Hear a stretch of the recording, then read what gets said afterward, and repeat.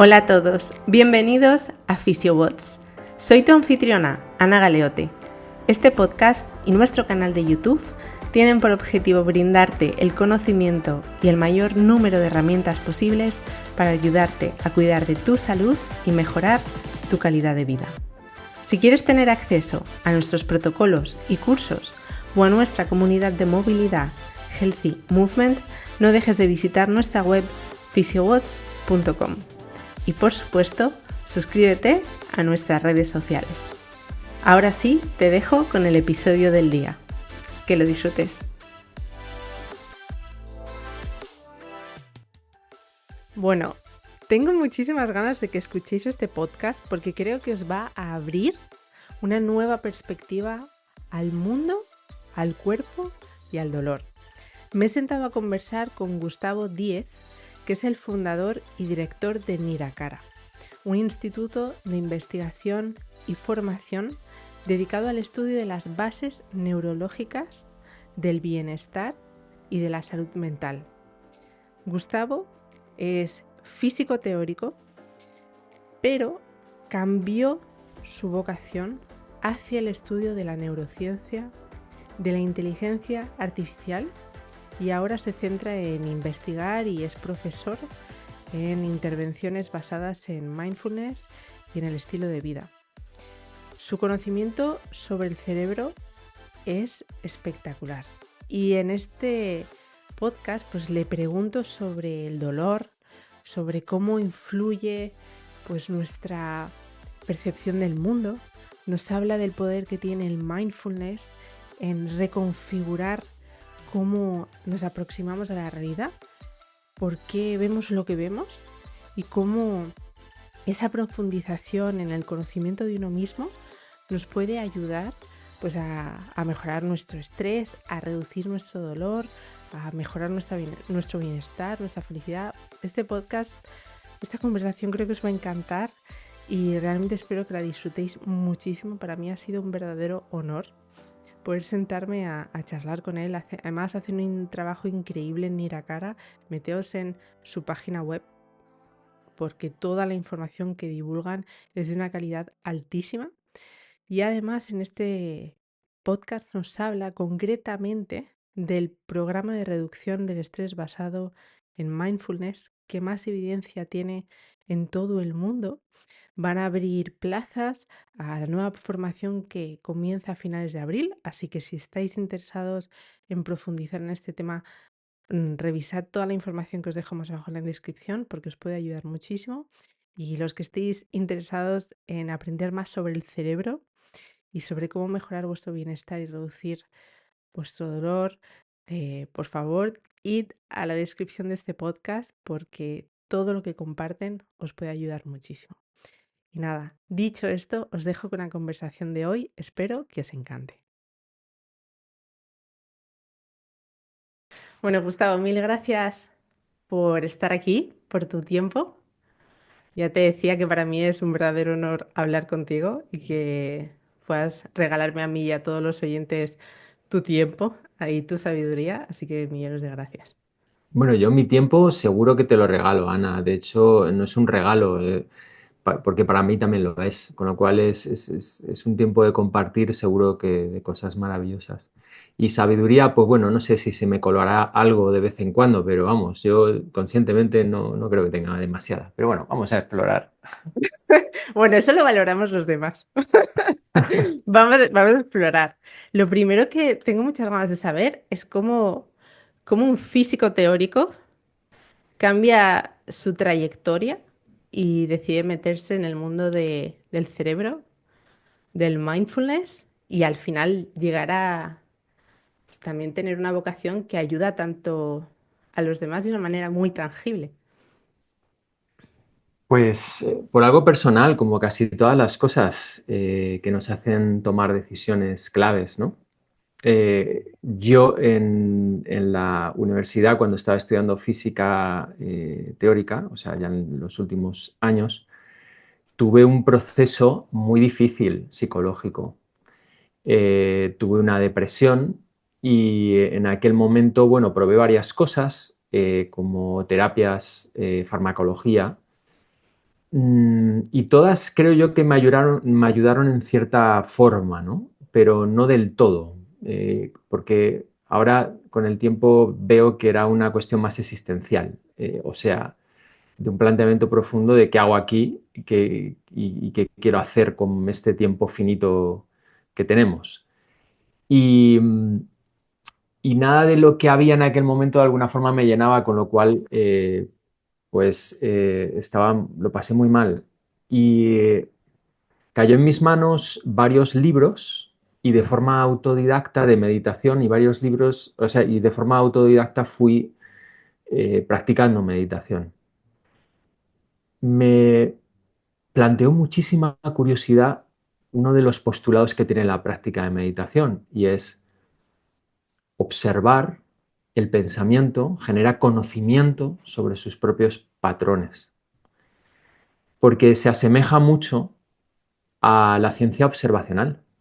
Cuando uno observa, no sé, las estrellas, una especie en la selva, qué sé yo, los bonobos, pues poco a poco y mediante la observación constante va encontrando patrones y va conociéndolos más. Y se producen dos cosas. A mí me pasó eso. Una, efectivamente, tuve más conocimiento sobre lo que me pasaba. Las lecturas que fui haciendo también me fueron inspirando muchísimo. Más luego también hay algo que me sucedió y creo que sucede normalmente con la ciencia, y es que no se puede conocer, o mejor dicho, no se puede amar aquello que uno no conoce con profundidad. Y entonces ese acercamiento a mí mismo, a la psicología, al punto clave del sufrimiento mío y del ser humano, me hizo pues amar ese camino. Y lo dejé todo. En aquel momento estaba iniciando un doctorado en física teórica y lo dejé para dedicarme a practicar meditación. Y lo único que hacía era eso durante varios años hasta que me enamoré. Y entonces mi pareja actual me hizo tocar tierra. Y a partir de ahí, bueno, pues ya tenía o iba labrando una pasión brutal por la pregunta de qué ha pasado en mi cerebro para estar literalmente eh, en la desolación, en la desesperanza, en la tristeza y pasar después de unos años a un estado completamente diferente. ¿Qué ha pasado en mi cerebro, ¿no? Y entonces eso fue lo que me hizo, bueno, pues seguir estudiando, me matriculé en Barcelona, en neurociencia, luego me he metido en varias cosas, en inteligencia artificial, luego hice el ciclo de doctorado en la Facultad de Medicina, en neurociencia, o sea que he seguido estudiando constantemente, ¿sabes? Porque me apasiona el tema. Pero la clave fue esa, un proceso Mm, personal. mm. Qué bonito, me ha gustado mucho cuando has hecho hincapié en, bueno, al final en la física, yo desde mi falta de conocimiento, entiendo que al final a través de la observación vas creando pues, leyes, una manera en la que entiendes el mundo, ¿no? Y creo que muchas veces a lo mejor la gente que se interesa pues, por la matemática, por la física, por los números exactos, buscan una verdad, buscan seguridad, orden, entender ese orden, ¿no? Y me ha gustado mucho como de la misma manera que en física a lo mejor se hace de una manera, tú lo Mm. hiciste contigo mismo. Esa necesidad de orden o de intentar entender dentro de lo que nosotros podamos, ¿no? La conseguiste a través de esa observación y ese autoconocimiento te permitió salir de ese estado de, pues, esa crisis existencial del qué hago aquí. ¿Cómo, cómo puede ser que el conocimiento nos calme o podamos encontrar esa paz de alguna manera? Porque es porque a través del conocimiento encontramos nuestra misión o es porque simplemente la observación nos permite aceptar esa realidad. ¿Cómo lo ves tú? Bueno, yo creo que esa pregunta nos lleva a la al origen de nuestra propia cultura en Grecia, en la que varias personas comenzaron a pensar por fuera o más allá de lo que habitualmente se conocía y pudieron comprender procesos naturales desde perspectivas diferentes, ¿no? Los presocráticos, por ejemplo. Eh, ese, ese conocimiento, a mi juicio, te hace acercarte a la naturaleza de otras formas. Es como desempaquetar un poco lo que a priori uno entiende que son las cosas.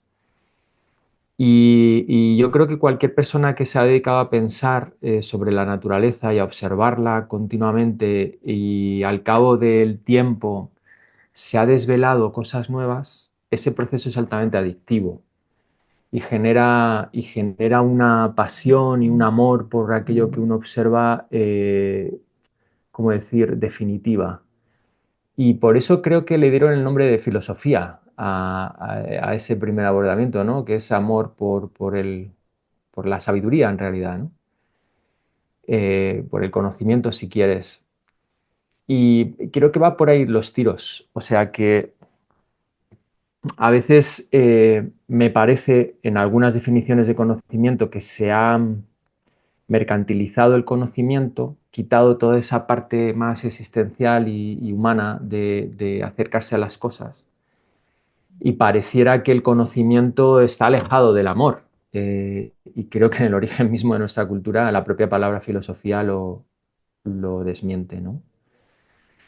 Entonces, hay un tipo de conocimiento más fast food, a lo mejor, o más mercantilizado, y otro tipo de conocimiento que te va acercando y se va desplegando aquello a lo que uno se acerca y da como consecuencia pues mayor profundidad, una visión más profunda de las cosas, ¿no? Creo que esa es la base también de la meditación. Mm, interesante. Sí, es cierto que al final es difícil tangibilizar lo que uno aprende con la meditación. Y nadie te lo puede enseñar. Requiere de tu presencia y de tu tiempo, muchas veces. Lo que uno aprende a lo mejor no es lo mismo que lo que va a aprender el otro. Entonces es Se parece cierto. como se parece mucho a otras formas de conocimiento, digamos, por ejemplo, al arte. eh, Cuando uno se desarrolla en cualquiera de las ramas del arte, va teniendo un conocimiento, por un lado técnico, también en la meditación hay un conocimiento técnico, o sea, hay ciertas marcos de entendimiento de lo que te está pasando, de las diferentes expresiones de la atención o del pensamiento. Está ese conocimiento técnico, pero luego, por otro lado, hay un conocimiento diferente, más experiencial, que surge de la repetición constante de algo y en esa repetición se van desvelando cosas, ¿no? A medida que uno va aprendiendo a dibujar o a escribir o tal, pues ¿no? Va aprendiendo Mm, cada vez más y su ojo cambia para siempre cuando aprende a dibujar, o sea, ve de forma diferente las cosas. Y, y lo mismo pues, con la literatura. Bueno, pues creo que, bueno, que tiene ciertos paralelismos. mm. Sí, sí, qué bonito. Bueno, y ya que nos metemos en el mindfulness, qué es el mindfulness? Es un término muy polisémico, primero de todo. O sea, se utiliza para muchas cosas.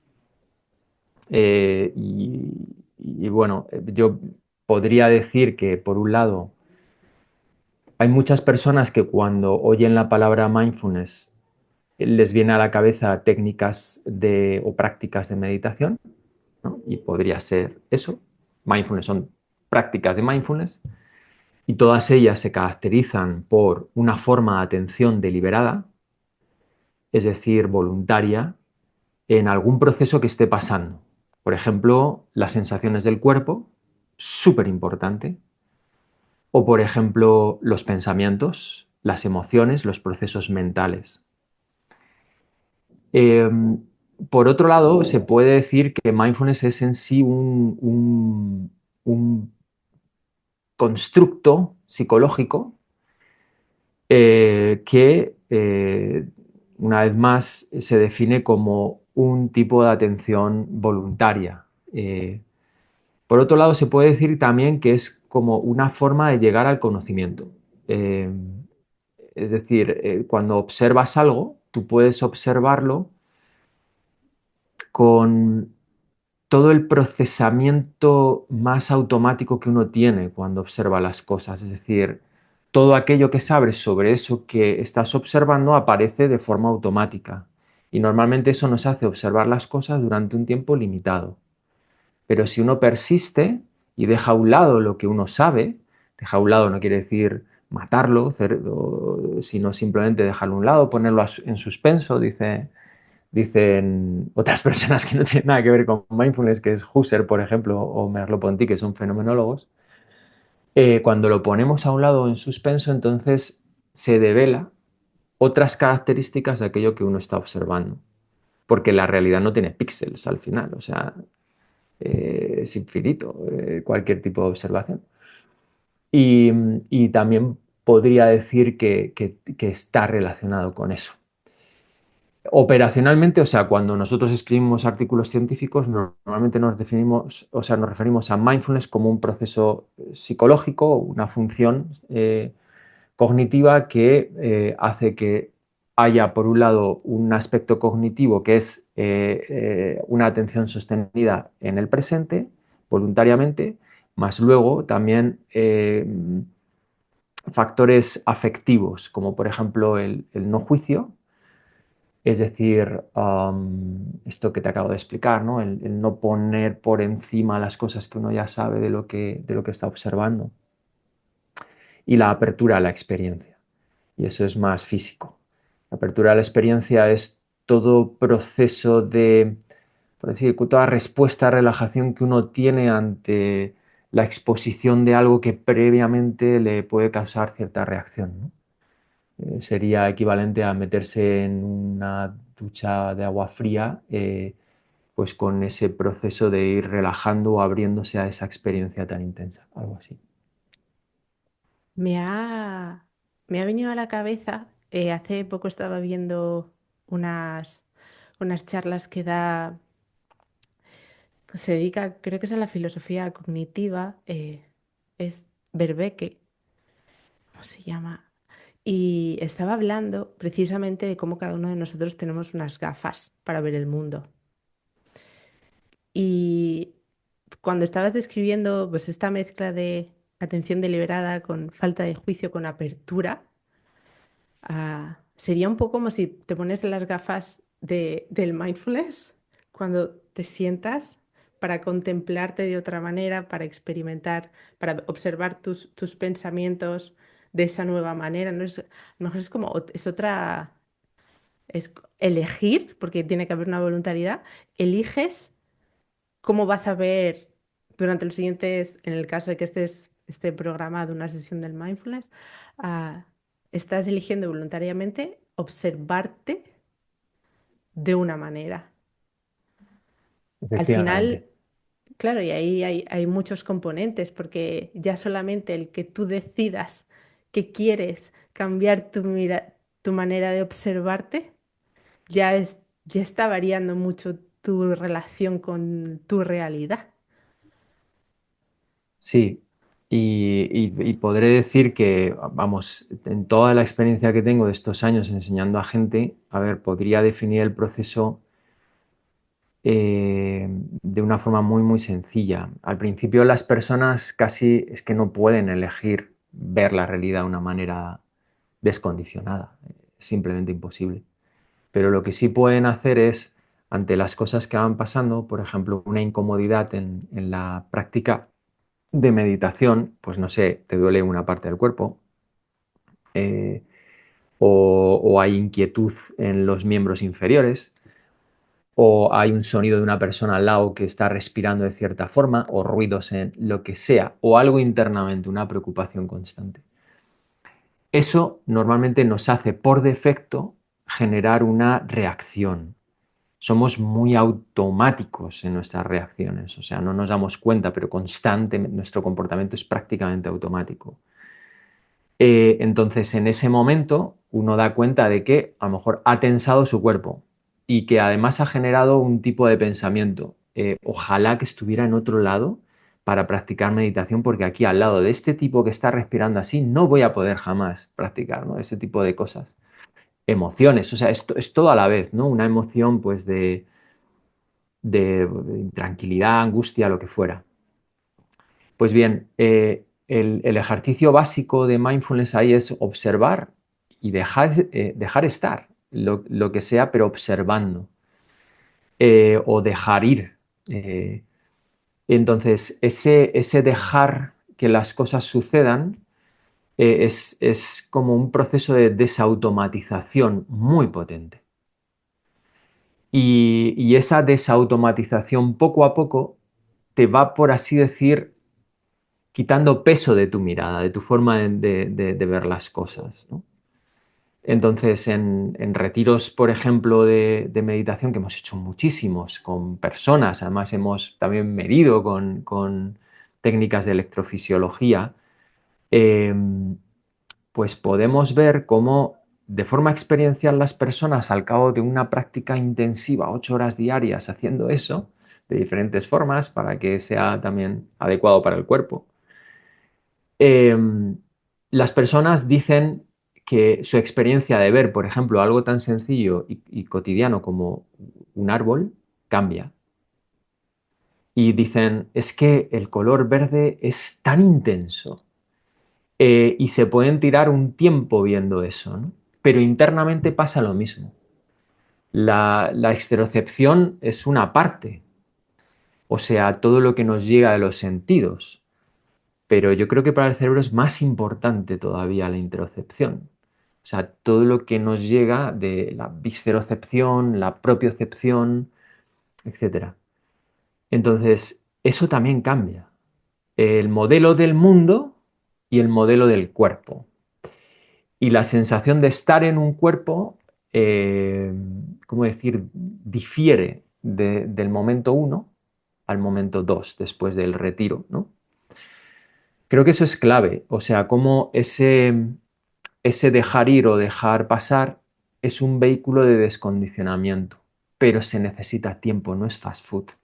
Y esa es la gran debilidad de mindfulness, que, que hay que hacerlo durante mucho tiempo y eso a muchas es como el deporte, la práctica regular de cualquier tipo de instrumento de música o lo que fuera, requiere un tiempo y eso no todo el mundo tiene el tiempo suficiente o la voluntad suficiente o el estado suficiente, porque hay personas que lo están pasando tan mal que a lo mejor no tienen la capacidad de verse involucrado en un trabajo de estos.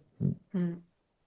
Justo el otro día estaba hablando con mi marido de cómo muchas personas, ¿no? Cuando intentan hablar un idioma, dicen cuánto voy a tardar en aprender japonés, ¿no? Por ejemplo, que estamos ahí nosotros con el japonés. Ujú, Y dices, 3 meses, 6 meses, y al final dices, bueno, es que es otra manera en realidad de enfrentarte a la realidad. No pretendas aprender un idioma en 3 meses o 6 meses. Bueno, puedes aprender todo el vocabulario de memoria, ¿no? Pero ya es en realidad cuando empiezas a pensar en ese idioma o a soñar en ese idioma. Igual al final esto no deja de ser que tu cerebro procese otro idioma y ujú. cómo tú te vas a enfrentar al mundo con otro idioma. Entonces, estaba viendo también una charla que tienes en YouTube sobre los hábitos. Y bueno, pues al final igual es otro hábito de ver el mundo, de entender tu realidad, claro. Y para bien o para mal, ¿cuánto tiempo tarda uno en hacer ese cambio? Porque habrá personas que igual lo estén pasando muy mal, como tú dices, y necesitan una respuesta así, necesito ya una ayuda, ¿no? Pero también puede ser que en esos momentos su cerebro esté mucho más ansioso o desesperado por cambiar, no lo sé. Efectivamente, hay una variabilidad terrible, es imposible de responder a esa pregunta de cuánto tiempo, hasta porque cuánto tiempo tengo que pasar hasta que vea resultados, porque depende mucho también de lo que tú entiendas como resultados, ¿no? Mm, Hay personas que a lo mejor se sentirían satisfechas, digamos, con unos resultados que son tan grandes que a lo mejor necesitan demasiado tiempo, ¿no? Y luego también hay variables individuales que yo no acierto a describir, que hacen que personas, eso es horrible, en los ensayos clínicos lo vemos. A veces, sabes que, bueno, en todo ensayo clínico siempre haces una estadística grupal, normalmente, ¿no? A no ser que tengas otra forma de diseño, pero lo más normal es grupal. Y grupalmente, pues a lo mejor ves que, no sé, el estrés, la ansiedad, un biomarcador, lo que fuera, sí que hay cambios significativos antes y después. Bien. Pero luego cuando ves esos puntos, que al final son historias de vida, son personas, y ves cada uno de los puntos, hay personas que verdaderamente han tenido un cambio en nivel de estrés brutal en 8 semanas, que dices, pero ¿cómo es posible? ¿No? En 8 semanas o en 6 semanas tener este pedazo, o en 3 días, eso lo he visto yo. ¿Cómo es posible cambiar la actividad de la red por defecto a este punto? Y personas que lejos de cambiar hacia bien, cambian hacia mal. O sea, se estresan más. Y eso pasa en la medicina en general, pasa en la psicología, pasa en la fisioterapia.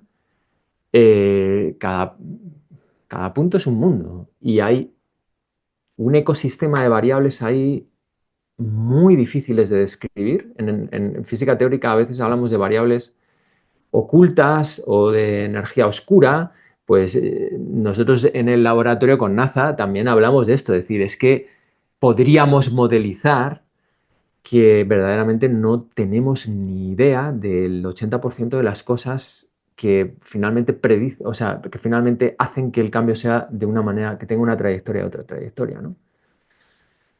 Eh, es así, con lo cual yo creo lamentablemente que no se pueden dar números y que tampoco se pueden crear expectativas en las personas, porque puede ser, puede ser difícil para alguna persona comenzar a practicar mindfulness creyendo que en 8 semanas va a cambiar su nivel de estrés y a lo mejor no, ya necesita más.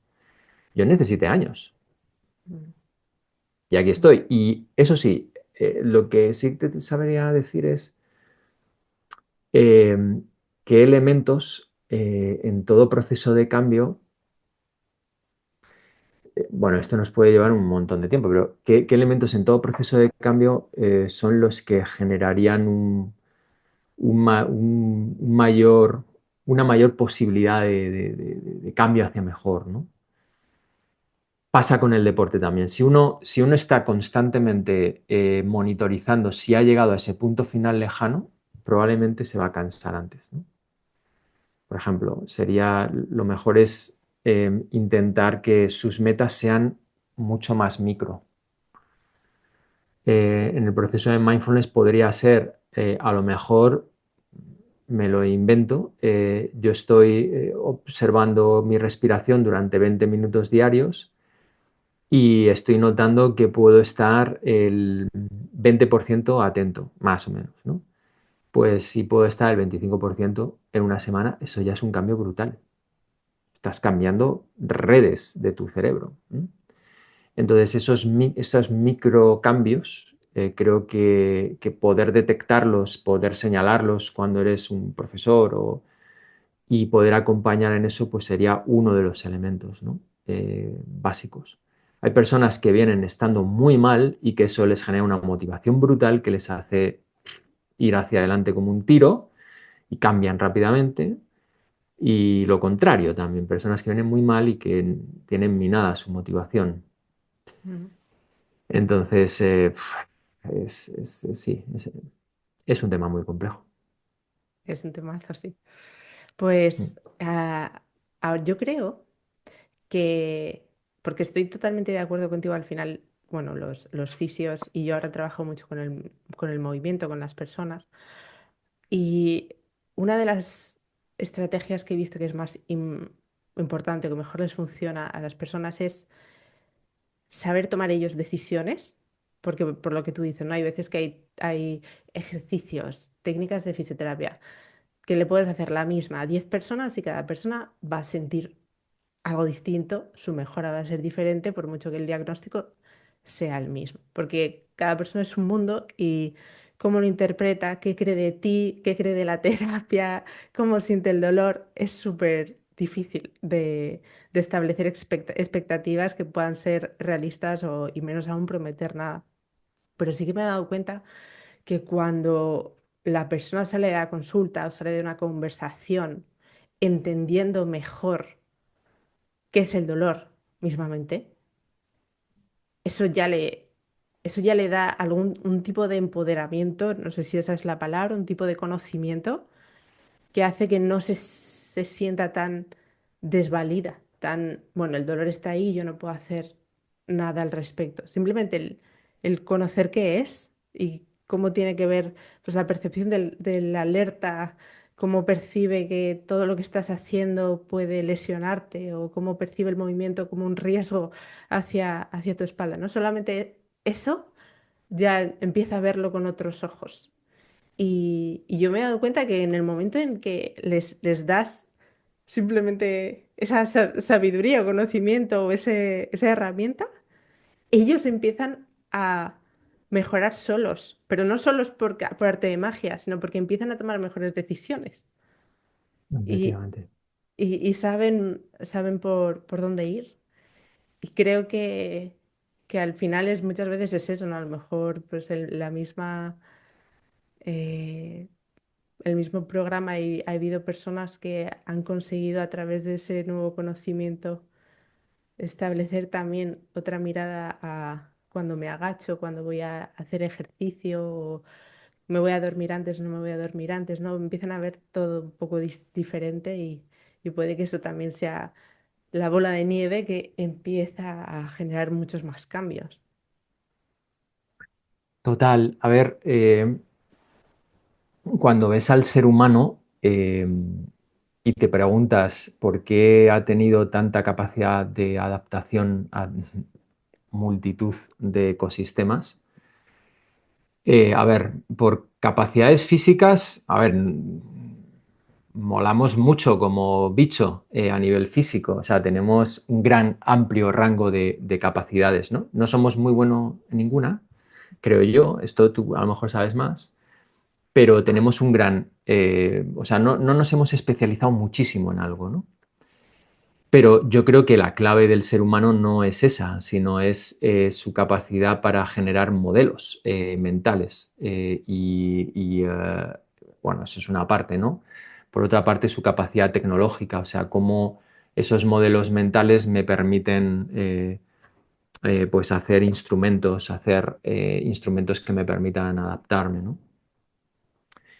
Y para eso es esencial la atención.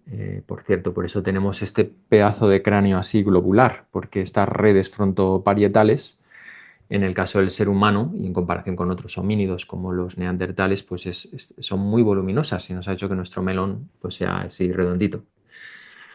Nuestra capacidad de generar pues, ese control cognitivo entre esas cualidades está la atención, pero también esa capacidad de conocimiento, de generar representaciones del mundo, de poder con esas representaciones predecir los procesos naturales. Eso es lo que nos ha hecho adaptarnos. Colaborar, la cooperación, para que no solamente podamos hacer lanzas, que solo puede hacer una sola persona, sino edificios enteros, ¿no? Para poder adaptarnos. Entonces el conocimiento es poder realmente. Poder no en el sentido que a veces se le da como muy de dominio sobre los otros, sino poder desde un punto de vista un poco más físico, que es posibilidades. Es decir, el conocimiento abre posibilidades. Y hay, sobre todo con el dolor, hay un tipo de conocimiento, cuando es dolor crónico sobre todo, que cierra posibilidades, ¿no? Y es el entender que ese dolor que estoy sintiendo es igual a daño y por lo Mm. tanto no me muevo y por lo tanto me sigo protegiendo.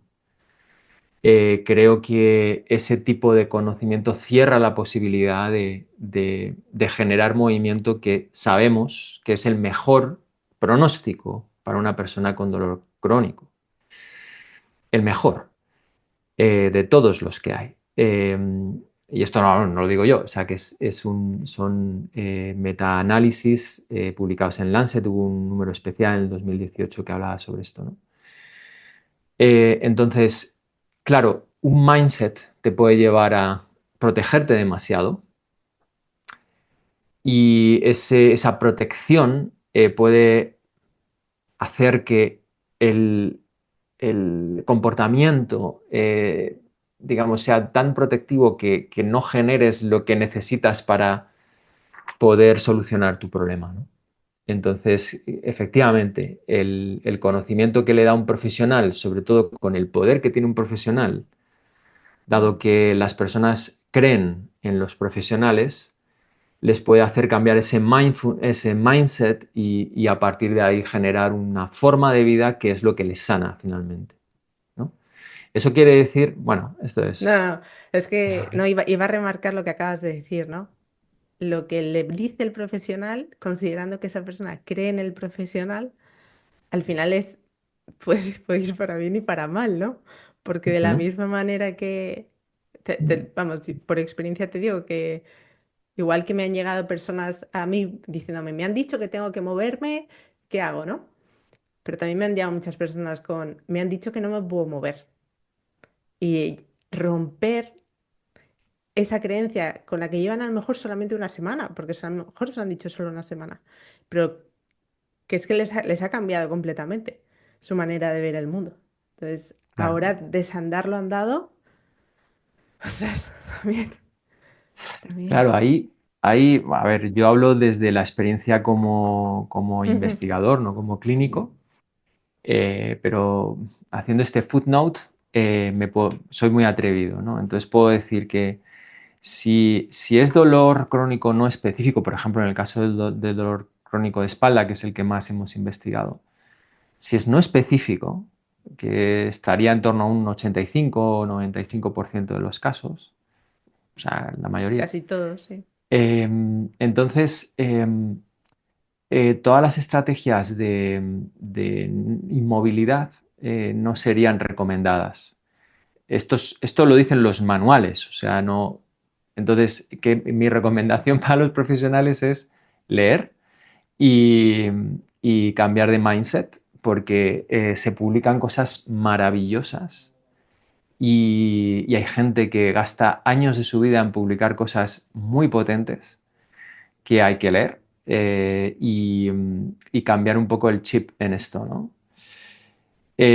Más luego también ir a mi juicio, casi hablo como físico, para solucionar un problema es mucho mejor acudir primero a los métodos que son reversibles. Mm, O sea, es lógica pura. sí. ¿Por qué? Porque a lo mejor no funciona. ¿Por qué a lo mejor no funciona? Porque normalmente hay muchísima incertidumbre en un problema como una persona con dolor crónico. No sabes muy bien de dónde viene. Tampoco lo digo yo. O sea, simplemente hay que leer. Y, y entonces el generar este tipo de procesos, ¿no? De árbol de decisiones en el que primero hagas cosas que son reversibles y luego, si no funcionan, puedas ir aumentando a cosas que son menos reversibles, pues sería también otra recomendación clara, ¿no? Un poco basada en evidencia en la literatura. En el caso del dolor crónico no específico, además, hay algo muy bonito de entender y es, normalmente ese dolor es una composición de muchos tipos de dolor. Un dolor podríamos llamar entre neuropático y nociceptivo, o sea, que está relacionado efectivamente con algún tipo de desequilibrio químico, desequilibrio en los tejidos que generaría una experiencia de dolor. Eso es un tanto por ciento del dolor que afecta tanto al propio tejido como a las terminaciones nerviosas. Pero luego hay un tipo de dolor que probablemente sea muy dominante en muchas personas con dolor crónico que es central, o sea, que pertenece a la forma que tiene el cerebro de procesar esa información. Y ese tipo de dolor ahora se llama nociplástico. Hasta hace un tiempo se hablaba mucho de la sensibilización central. Yo creo que tú también lo has utilizado en algún momento. Y, y es importante entender que no se sabe muy bien cómo solucionar ese último tipo de dolor que puede ser el más predominante en la mayor parte de los casos. Para que las personas nos entiendan. Uno, a mí me pasó de pequeño que me empaché con coco. Entonces, estaba en Canarias y me encantaba el coco, y comí coco a expuertas hasta que, bueno, tuve una indigestión, me puse fatal y odié el coco durante años. Ese odiar el coco no es una decisión psicológica, ¿vale? Es una respuesta de mi sistema nervioso que me alerta ante algo que casi me envenena.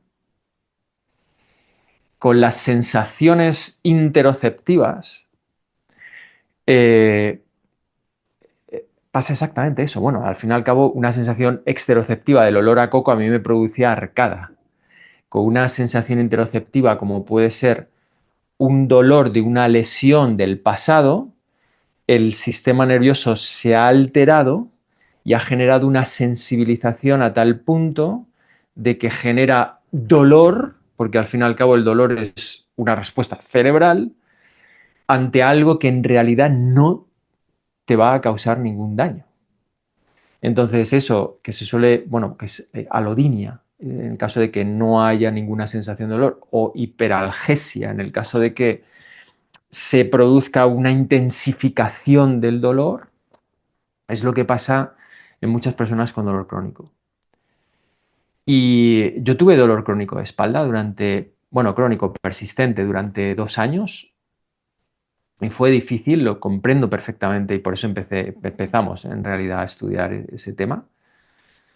Fue muy difícil porque cuando uno está en la cama, yo me acuerdo de levantarme y decir, es que no puedo mover nada. Lo menos que se le ocurre es hacer Ya, una tabla de ejercicios. no tiene lógica, no tiene sentido.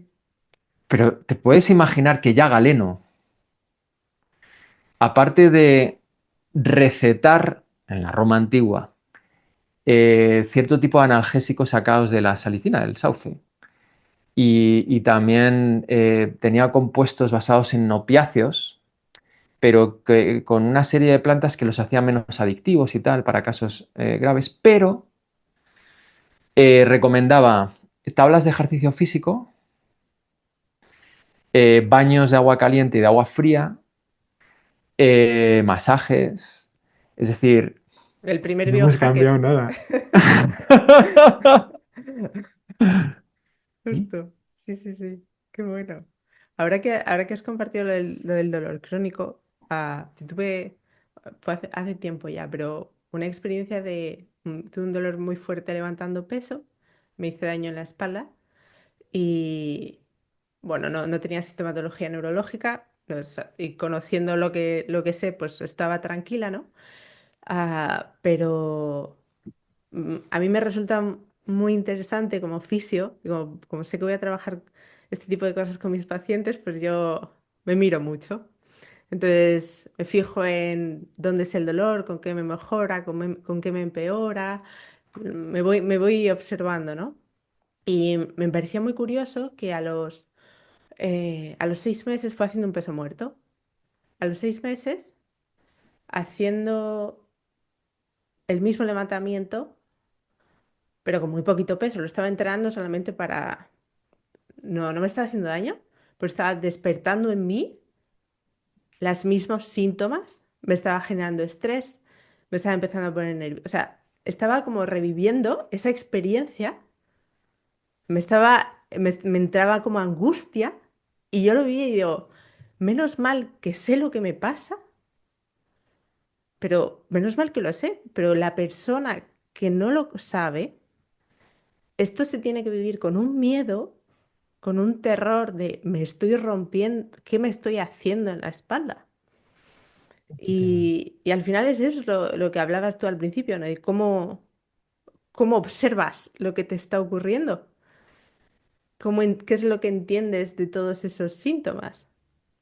Esto es precioso de entender porque hay muchas regiones del cerebro que de alguna forma son los grandes centinelas, o sea, los que están vigilando todo aquello que es importante y que está ocurriendo ahora, tanto de forma externa como interna también, ¿vale? Entonces, si es esto que te hace girar la cabeza cuando de repente te das cuenta de que tu cabeza se ha girado a una persona atractiva que pasaba a tu lado, ¿no? Eh, hay o bien algo que ante un estímulo interno, interoceptivo, reacciona generando ansiedad, porque parece que eso puede ser peligroso. Esos centinelas nosotros le llamamos la red de saliencia, es una red muy distribuida en el cerebro. Hay sitios básicos como el corte cingulado anterior, la ínsula, que la ínsula es un sitio precioso donde converge información, por un lado cognitiva, por otro lado puramente interoceptiva, que viene del tálamo, y también la amígdala, que está más relacionada con esa activación emocional ante cosas que pueden ser peligrosas, ¿no? O también atrayentes, ¿eh? En otro punto.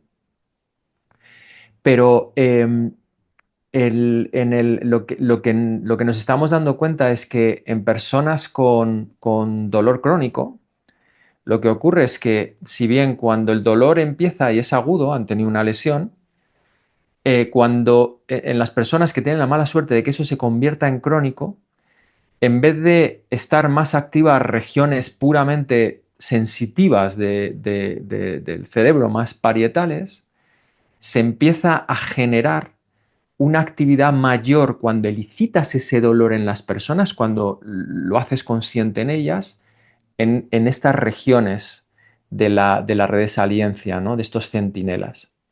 ¿Eso qué quiere decir? Y estos centinelas son límbicos. O sea, es el sistema que regula, pues por así decir, nuestras disposiciones emocionales, nuestros afectos, ¿no? ¿Qué quiere decir esto? Que eh, no está tan separado en el dolor y en el dolor crónico las redes relacionadas con las emociones, con la angustia, con la ansiedad, incluso en personas con trastornos de ansiedad, y el dolor, y específicamente el dolor persistente, ¿no? Porque es que son redes que son iguales, o sea, son las mismas redes, ¿no? Mm. Entonces, hasta hace relativamente poco se creía que las personas con dolor crónico además tenían ansiedad, pero ahora se sabe que es el mismo proceso, Qué que interesante. cerebralmente es igual. ¿Por qué? Porque es un sistema de alerta. Mm, Entonces, lo que a ti te pasó básicamente es el intento de tu cerebro para protegerte.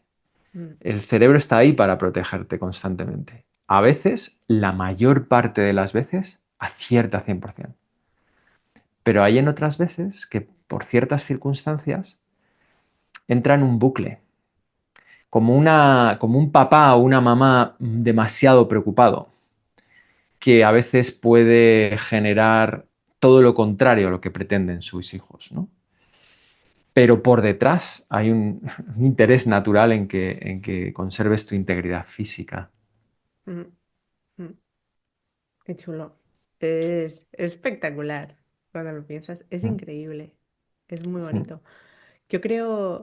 Yo soy una gran defensora del ejercicio y del movimiento y creo además que uno de los beneficios que tiene es el hecho de que todos vamos a sentir dolor. O sea, yo creo que por mucho que hagamos, podemos intentarlo mucho, prevenir lesiones y disminuir riesgos, pero siempre nos vamos a lesionar seguro.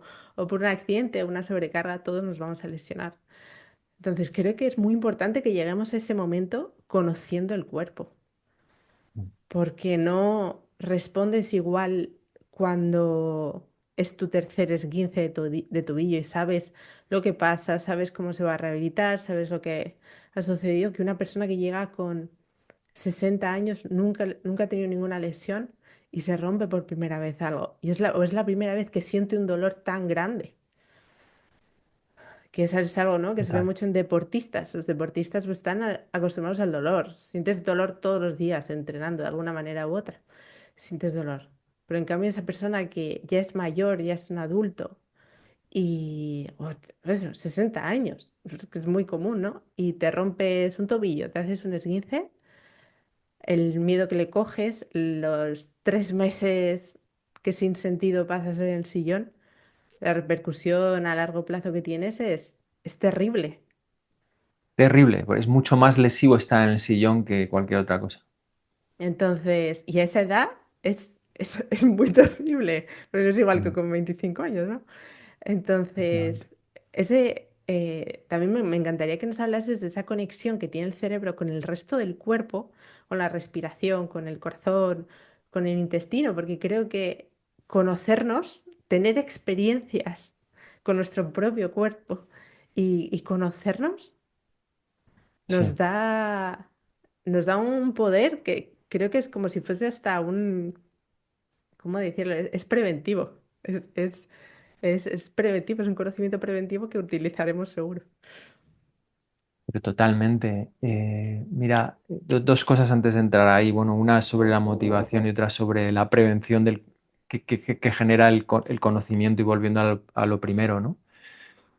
Hay una gran primatóloga que en realidad, bueno, tiene una historia fascinante, se llama Jane Goodall, Ujú. porque es una mujer sin estudios que, ap- que se enfrentó en un momento donde, bueno, pues todo eran impedimentos, tanto por el hecho de ser mujer como por el hecho de no tener estudios en un mundo académico donde, bueno, la meritocracia es brutal y etcétera, ¿no? Y aún así salió adelante y contribuyó muchísimo.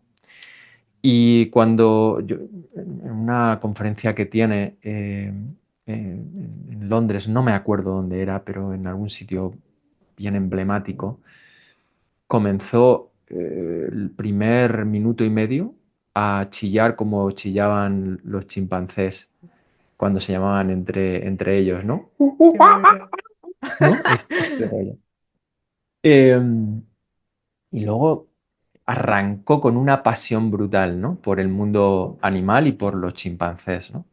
Yo creo que conocer el cuerpo genera o despierta esa misma pasión, porque al final no es tu cuerpo, es el cuerpo, es la Mm, naturaleza misma, ahí, con su maravillosa es verdad. perfección y sobre todo su misterio, porque no conocemos apenas nada. O sea, se habla mucho de la energía oscura en física, ¿no? De eso que no conocemos del universo, la materia oscura, y que no vamos a poder conocer, pero es que en la propia sangre no conocemos ni el 10% de las cosas que hay ahí, y es la sangre. Wow. Eh, sí, sí, es tal cual. Entonces, creo que tener esa disposición en el conocimiento de uno mismo es efectivamente preventivo y sobre todo te hace vivir con mucha más, con mucho más sentido. NASA utiliza mucho la Nazaret Castellanos, NASA la llamamos en el lab, ¿no? Utiliza mucho la palabra biosofía Mm, como un término que yo creo que quiere decir lo que tú misma has dicho antes, ¿no? creo que sí.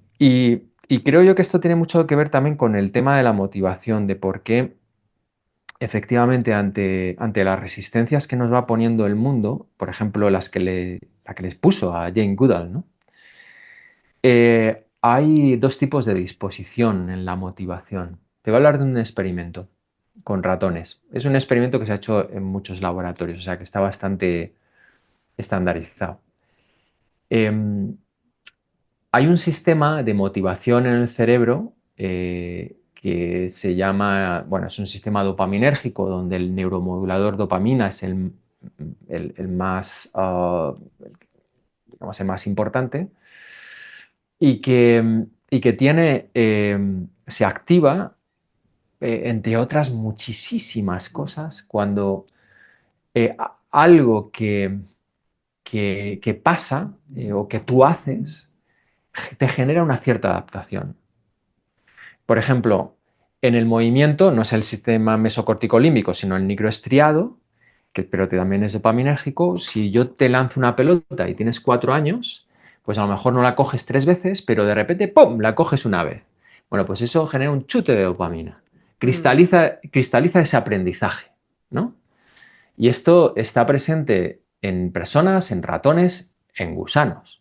O sea, es algo que pertenece al mundo animal, la dopamina famosa, ¿no?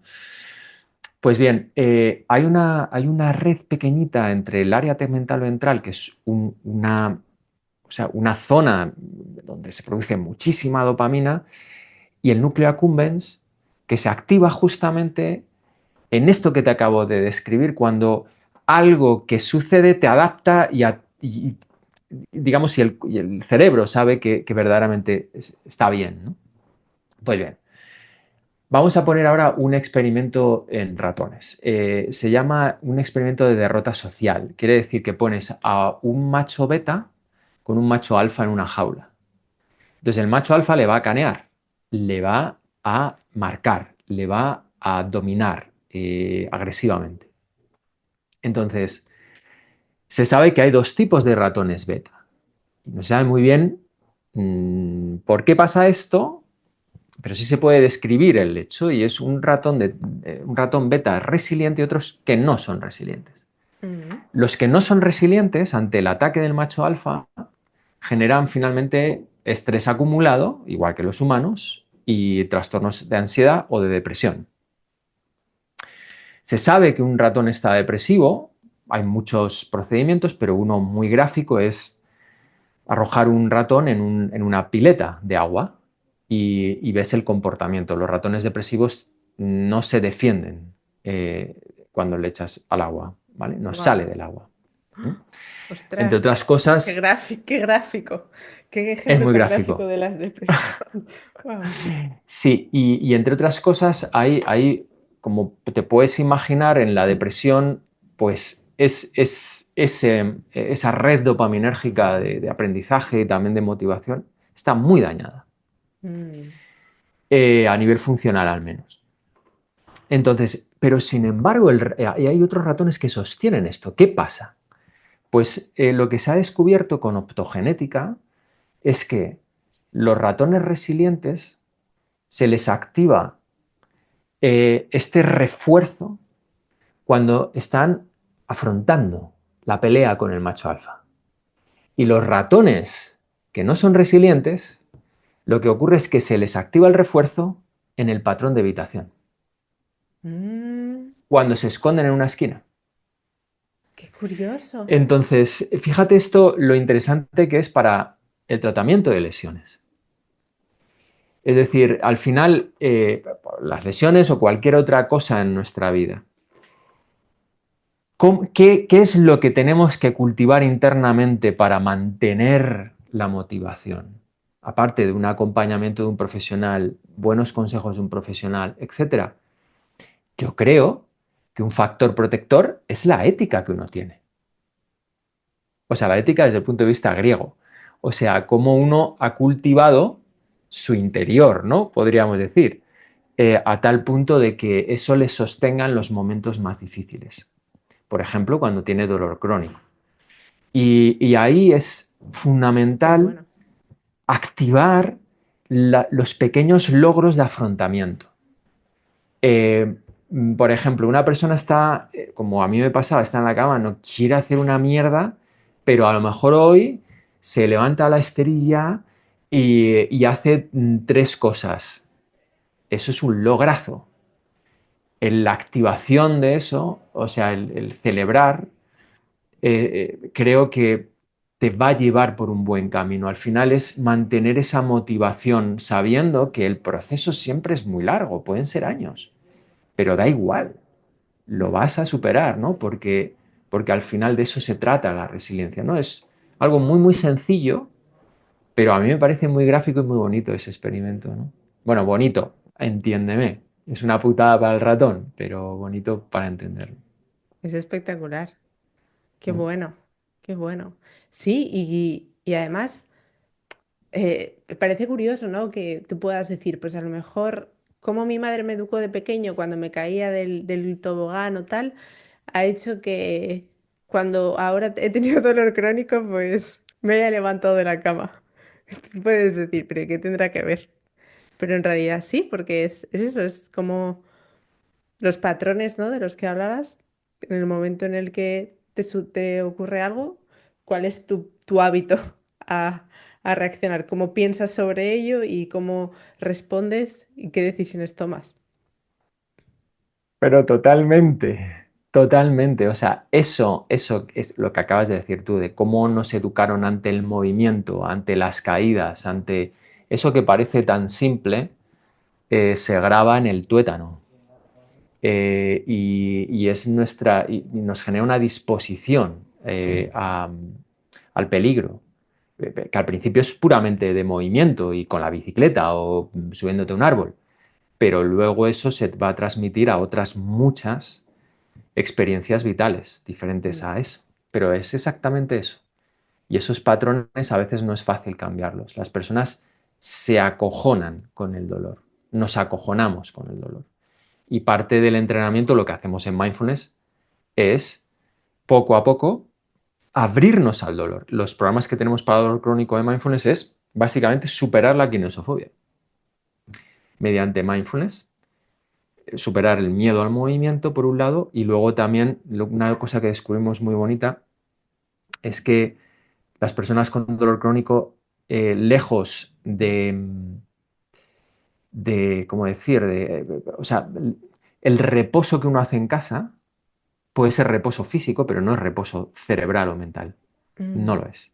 mm, De hecho, están agotadas, fatigadas. La fatiga es también un síntoma muy claro de este tipo de dolor crónico nociplástico que hablábamos antes, ¿no? Entonces, las prácticas de mindfulness también generan relajación como un efecto secundario. Y lo que vimos en un modelo de estos causales, un estudio longitudinal, es que las personas comenzaban a practicar mindfulness y disminuían su fatiga, y eso es lo que le hacía generar conductas diferentes y por lo tanto cambiaban el dolor. Pero al final es cambiar el mindset, por eso te decía eso antes, cambiar el mindfulness te va a dar como herramientas para cambiar tu mindset y tu reactividad emocional, pero lo que te va a curar es la conducta, mm, es que vuelvas a moverte, mm, porque tú mejor que nadie sabes que los tejidos se nutren en el movimiento. justo, sí. Y me hago que pensar porque, por ejemplo, de la misma manera que en muchos casos prestar atención a tu dolor te hace que lo empieces a ver diferente y ya te alejes o lo entiendas o de también hay otras muchas muchas personas, ¿no? Que lo que necesitan es precisamente dejar de prestarle atención al dolor. O sea, a lo mejor hay momentos en los que te conviene prestarle atención para darte cuenta de que no es tan grave, pero también, y yo lo he vivido, ¿no? Hay veces que he dicho, voy a dejar de pensar en cómo pongo la espalda, justo en esa rehabilitación, ¿no? Mira, voy a entrenar rápido, con movimientos que sé que no son, que no me van a lesionar, pero que me van a exigir en la espalda y que tengo que ir rápido y que no puedo pensar en la espalda. Efectivamente. ¿Cómo se compagina eso? Eso La es atención muy, con la muy no bonito. atención. Eso es muy bonito. Me voy a quitar esto, pero tengo el micro aquí. Es muy bonito porque, a ver, te voy a hablar de pensamiento espontáneo para responderte a esto, ¿vale? Hay un tipo de pensamiento que es espontáneo en tu mente. Es el pensamiento que tienes constantemente. Estás esperando a alguien y tu cabeza, bueno, tu cabeza, o sea, tu mente o el cerebro, pues se activa, divaga hacia muchos lados. Lo que vas a hacer mañana, lo que hiciste ayer, es casi una especie de actividad parecida al REM, ¿no? En el que mi Mm, hipótesis es que, al igual que en el REM, se procesa la información y se generan árboles de información que te permiten luego tener más conocimiento, recordar, etcétera. En el sueño profundo pasan otras cosas también relacionadas con la memoria, pero en el REM es esto. Yo creo que esa divagación mental también tiene su sentido a nivel fisiológico, ¿vale? Pero hay veces que no estás pensando libremente, sino que estás rumiando, ¿vale? Lo que llaman los psicólogos rumiar, que me parece un término muy bien traído. Y es que este sistema, estos centinelas que antes te hablaba, están activos por algo. Imagínate que tu hijo o tu hija pues no viene a casa y son las 10 de la noche y te dijo que iba a venir a las 9. Entonces tú empiezas a imaginarte a tu hijo, no sé, crucificado en la Gran Vía o cualquier cosa de este estilo, ¿no? Y boom, boom, boom. Este tipo de pensamiento difiere mucho del otro, porque este está encerrado en Mm, un circuito de A te lleva a B, B te lleva a C, C te lleva a A. Y no puedes salir de ahí. Es lo contrario al pensamiento libre. El otro tipo de divagación es mucho más flexible, ¿vale? Bien, entendiendo esto, cuando uno tiene rumiación, las propias redes centinelas, córtex cingulado anterior, ínsula, amígdala, lo que hacen es vehiculizar o dirigir las redes atencionales. Tú no vas a prestar atención a lo que quieres, sino a lo que esas redes están queriendo hacer, que es proteger tu vida o la de otros queridos. ¿Vale? Entonces tu atención está también encarcelada en base a ese circuito de retroalimentación que es la rumiación. Pues bien, con la atención pasa esto. Es muy claro, con una lesión. Hay personas que a lo mejor en el movimiento todavía están en un proceso de rumiación tan grave, tan fuerte, que son incapaces de dejar ir. O sea, simplemente se van a meter en esa rumiación, ¿vale? mm, Entonces ahí es mucho mejor utilizar estrategias en las que en realidad tu atención vaya a otra cosa. Y en dolor crónico también puede ser ejercicios que hacemos para esto a nivel más existencial es, vale, está el dolor, pero ¿qué más hay en tu vida mm. aparte del dolor? Porque el dolor a veces genera este círculo existencial en torno al cual todo gira. Pero ¿qué hay más allá? Entonces esto es una forma también de respirar aire fresco interiormente, abrir las ventanas, que no solamente haya esa rumiación. Entonces, en esos casos, efectivamente, es mucho mejor hacer este tipo de estrategias de derivar la atención hacia otros lados, ¿no? Cuando la persona ya tiene como cierta habilidad, capacidad, nosotros por un entrenamiento en mindfulness sabemos que se genera esa capacidad de dejar ir pensamientos, etcétera. También otras muchas. Entonces sí que es posible observar el dolor y observar los pensamientos que suscita, que suelen ser rumiantes, o las emociones. Y si se tiene la suficiente capacidad, y eso, bueno, pues, como decir, no es fácil advertir cuando estás en ese punto, sí que es posible observarlo directamente y el efecto es la desidentificación.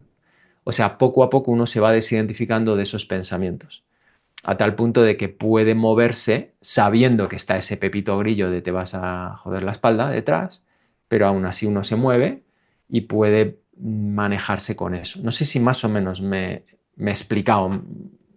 Es Sí, un sí, tema sí, complejo, pero muy pero va por ahí. interesante. Sí, muy interesante. Muy, muy interesante. Hablaba hace poco con una chica, me decía, Ana, le dolía la espalda. Entonces ella estaba convencida de que lo que tenía que hacer era ejercicios para fortalecer la espalda, ¿no? Pero decía, es que cada vez que lo intento me duele más. Y así llevo 2 años sin hacer ejercicio. Y digo, pero ¿y por qué no vas a entrenar brazos? O sea, yo creo que lo que necesitas es reconciliarte con el ejercicio. Deja de pensar Ujú, en tu espalda. ujú. O sea, diviértete moviéndote, moviendo tu cuerpo. Disfruta. Y creo que también, ¿no? Que esas personas han dejado de utilizar su cuerpo para otra cosa más que para sentir dolor. Efectivamente. Mira, es que esto es maravilloso. Lo que acabas de decir es la hostia. Em, Porque, o sea, imagínate, tú tienes un gato. ¿M? Entonces, los gatos ves que tienen varios tipos de comportamiento clasificados, ¿no?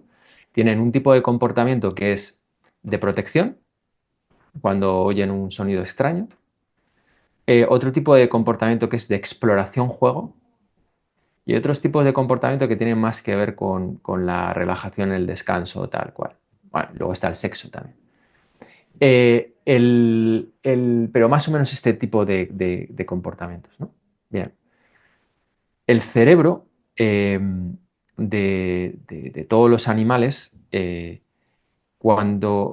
ver, cuando están, o sea, no de todos los animales, perdón, sobre todo de los mamíferos, cuando está en ese punto de juego, es incompatible a generar un comportamiento de protección o de amenaza. Entonces tú le has dado una instrucción que es clave y es juega. El juego es fundamental. Es que es un estado cerebral de exploración. Es un estado cerebral en el que se maximiza nuestro aprendizaje, en el que probablemente esa persona descubrirá muchas más posibilidades que si está como entrenando para al final protegerse. Justo. Entonces, es clave. Lo único que todo nuestro sistema educativo va en contra del juego. Mm. Entonces, nos han educado para otra cosa. Y además, durante demasiados años, han estrangulado el juego. O hemos estrangulado el juego. Me pongo yo también ahí, porque al final somos sociedad todos. Hemos estrangulado el juego y el juego es el mecanismo cerebral mediante los mamíferos aprenden. Es absurdo hacerlo y en el movimiento pues creo que es genial recuperar eso, ¿no? Y por eso muchos deportes están muy, muy emparentados también con el juego, ¿no? Pues no sé, el pádel, todos los deportes de pelota, bueno, pues ahí hay un punto de jugonería que para mí es esencial y es muy sano para el cerebro. Justo me acabas de recordar porque tengo un sobrino de 2 años y medio y mis suegros están como locos jugando con él. A mi suegra que le suele doler la rodilla para hacer sprints con su nieto no le duele nada. O sea, hay Claro, como una mentalidad que solo despiertan los niños. De repente te pones a jugar de cualquier manera, te agachas, saltas, se te olvida todo. Pero te estás jugando. Y es súper bonito. efectivamente. Mm, Efectivamente, es que es tal cual. Es un temón el tema del juego, ¿eh? es muy Es chulo. un tema formidable y daría para otro podcast. Ahí tengo un compañero que se llama Eduardo Jáuregui, que ahora está a punto de publicar un libro sobre el juego. Su doctorado fue sobre el sentido del humor Pues lo y ahora ha buscaré. hecho toda una investigación sobre el proceso del juego. Y bueno, es fascinante, fascinante. Yo creo que ahí ha dado en la clave de algo fundamental, ¿no? Qué Mm. bueno, qué bueno. Pues le echaré un ojo porque sin duda es muy importante. Pues bueno, pues nada, Gustavo, mil gracias. No te quiero entretener más. Lo único que sí que me gustaría que de tu boca saliese como qué es el programa de reducción de estrés basado en mindfulness que tenéis en Iracara, que va a empezar, tenéis uno que va a empezar que he visto que es tanto online como presencial contigo, online con otros profesores y que empieza ahora en abril para la gente que vea el podcast o escuche el podcast este mes. Pues mira, el MBSR es un programa que fue diseñado por John Kabat-Zinn ya en los años 70-80 y probablemente sea el programa más investigado de todos los que ha habido en la historia de la humanidad. Si uno pone MBSR simplemente en PubMed, por ejemplo, verá que hay pues del orden, muchísimos, miles de trabajos de investigación sobre eso desde muchos puntos de vista, ¿no? Y es un protocolo, es decir, tiene una estructura muy definida y ha sido pues investigado y de alguna forma se han encontrado también validaciones del programa pues para la reducción del estrés, de la ansiedad, dolor crónico. De hecho, fue inicialmente un programa para personas con dolor crónico. Y, bueno, se consta de 9 semanas realmente, donde es un proceso de aprendizaje puramente experiencial, o sea, uno va a las sesiones, aprende las prácticas de mindfulness, las sigue haciendo durante todos los días, comparte con las personas y al final de lo que se trata es que en un tiempo, digamos, corto, las personas tengan una experiencia para luego seguir por ellos mismos adelante practicando las prácticas de mindfulness, ¿no? Y en Iracara pues llevamos un montón de años con esto, desde el 2012. Y bueno, han pasado muchísimas personas por estos programas, ¿no? Es toda una experiencia muy, muy interesante. Yo creo que es como cultura general. Hmm. Ojalá, pues no sé, pueda ser muchísimo más accesible que lo que es ahora. Ojalá, creo que todo el mundo debería ser lo primero que se recomiende, como tú dices, ¿no? No tiene, vamos a empezar primero por aquello que dar soluciones que son reversibles, pues dime tú si una estrategia de este tipo no lo es, antes que empezar con fármacos, ¿no? Mm, Ya ves. efectivamente. Pues mil gracias, Gustavo, ha sido todo un placer hablar contigo, de verdad. Mil gracias, Ana. Y Ha sido un placer. espero que todos los oyentes, bueno, pues que voy a poner toda la información tanto de Niracara como de este programa que tenéis para que lo busquéis y sigáis aprendiendo del mindfulness y que sigáis aprendiendo de Gustavo. Así que mil millones de gracias. Muchas gracias, Ana. Hasta pronto.